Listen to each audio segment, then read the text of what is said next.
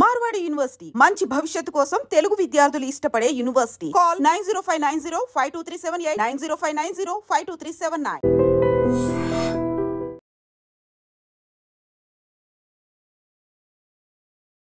Teenage పిల్లలు అంటే generally 10th తర్వాత డిగ్రీ పూర్తయ్యే లోపు ఉన్నటువంటి ఆ ఏజ్ గ్రూప్ పిల్లలకు మరి ఏం జరిగిందో, అసలు ఏం జరుగుతోందో, ఒత్తిడి భయంకరంగా వాళ్ళ మీద పెరిగిపోయిందా ఏంటో తెలీదు. రీజన్స్ అయితే చాలానే ఉన్నాయి. ఒక్కొక్క కేసులో ఒక్కొక్క డిఫరెంట్ రీజన్ అయితే కనిపిస్తుంది. కానీ వాళ్ళు ఆత్మహత్యనే ఇంకా శరణ్యం, ఆత్మహత్య చేసుకుంటేనే అన్ని ప్రాబ్లమ్స్కి సొల్యూషన్ అని భావిస్తున్నారు. కాబట్టి ఏమాత్రం ఆలోచించకుండా అసలు నా పేరెంట్స్ ఏమైపోతారనో, లేకపోతే అసలు ఇంకా ఆత్మహత్య ఒక్కటేనా అన్నిటికీ సొల్యూషన్ అనేది కూడా కనీసం ఆలోచించకుండా ఆత్మహత్యలు చేసుకుంటున్నారు. ఈ మధ్యకాలంలో చాలా పెరిగిపోయినటువంటి సిచ్యువేషన్. సూర్యాపేట జిల్లాకు సంబంధించిన ఒక బీటెక్ విద్యార్థిని, ఆమె గేట్ ఇంజనీరింగ్ కాలేజ్లో చదువుతోంది. బీటెక్ స్టూడెంట్ కృష్ణవేణి ఆమె పేరు వచ్చేసి కూడా. ఏమైందో ఏంటో తెలియదు కానీ ఆమె ఆ కళాశాలలోనే హాస్టల్ ఉంది. ఆ హాస్టల్ పైన అంటే భవనం పైనకెక్కి అక్కడి నుంచి దూకేసిన పరిస్థితి, స్పాట్లోనే ఆమె చనిపోయిన పరిస్థితి అయితే కనిపిస్తోంది. యాక్చువల్లీ మరి ఏం జరిగిందో ఏంటో తెలియదు. హాస్టల్లో మరి తోటి ఫ్రెండ్స్తో పాటు ఉందా అంటే అది కూడా కాదు. ఉగాది కని, మొన్న ఉగాది పండగకని ఆమె ఇంటికి వెళ్ళిందట. ఇంటికి వెళ్ళి ఈరోజు ఆమె ఇంజనీరింగ్ కళాశాలకు వచ్చినటువంటి పరిస్థితి. అంటే నిన్న రాత్రి ఇంజనీరింగ్ కళాశాలకు వచ్చింది. ఆమెతో పాటు వాళ్ళ అమ్మ కూడా ఉంది. సో తల్లితో పాటు ఆమె కూడా హాస్టల్లో నిన్న రాత్రి నిద్రపోయినటువంటి సిచ్యువేషన్. అట్లాంటిది మరి తల్లి నిద్రలో ఉండగానే అర్ధరాత్రి ఎప్పుడు వెళ్ళిందో తెలీదు, భవనం పైనకి ఎక్కేసి పైనుంచి దూకేసిన పరిస్థితి. ఇప్పుడు తల్లి కావచ్చు, ఆ తర్వాత తోటి విద్యార్థులు కావచ్చు, కన్నీరు మున్నీరుగా వెలిపిస్తున్నారు.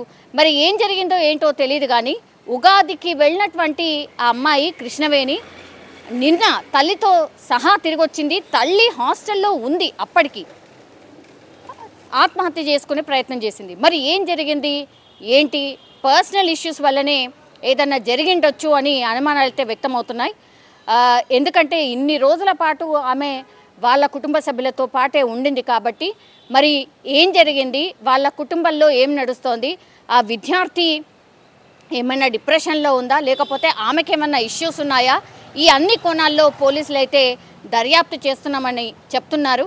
ఎందుకంటే కేసు ఏంటంటే ఆత్మహత్యకు సంబంధించిన కేసు. అట్లాగే అమ్మ ఉండంగా ఆమె వెళ్ళి పైన బిల్డింగ్ పైనుంచి దూకేసిన పరిస్థితి. సో ఇవన్నీ యాంగిల్స్లో పోలీసులు అయితే కేసు నమోదు చేసి విచారణ చేస్తున్నారు. ఇంజనీరింగ్ అంటే ఇప్పుడు అందరికీ కూడా నాకు తెలిసి ఇంజనీరింగ్కి సంబంధించిన ఎగ్జామ్స్ నడుస్తున్నాయి కాబట్టి తప్పనిసరి పరిస్థితుల్లో మరి ఎగ్జామ్ టైం కాబట్టి పేరెంట్స్ దగ్గరుండి తీసుకొచ్చి దిగబెట్టడానికి తీసుకొచ్చారా, లేదంటే అమ్మ కూడా ఆమెతో పాటు ఉండదలుచుకుందా, ఇవన్నీ కోణాల్లో కూడా పోలీసులు విచారణ అయితే చేస్తున్న పరిస్థితి అయితే కనిపిస్తోంది. నేను ఇంతకుముందు చెప్పినట్టుగా ఇట్లా ఈ ఏజ్ గ్రూప్ వాళ్ళైతే మరి ఏ ప్రాబ్లం వచ్చినా సరే వాళ్ళు అసలు సొల్యూషన్ వెతకట్లేదు. ఓన్లీ ఆత్మహత్యనే, చనిపోవడం ఒక్కటే దీనికి ప్రాబ్లంకి సొల్యూషన్ అనుకుంటున్నారు. చనిపోతేనే ఇంకా ఏమీ ఉండదు, ఎట్లాంటి ఆలోచన ఉండదు అనుకుంటున్నారు. అట్లా ఆత్మహత్యల వైపే వీళ్ళందరూ కూడా ఆలోచిస్తున్న పరిస్థితి అయితే కనిపిస్తోంది. చాలా టైమ్స్ ఇట్లా ఈ విద్యార్థుల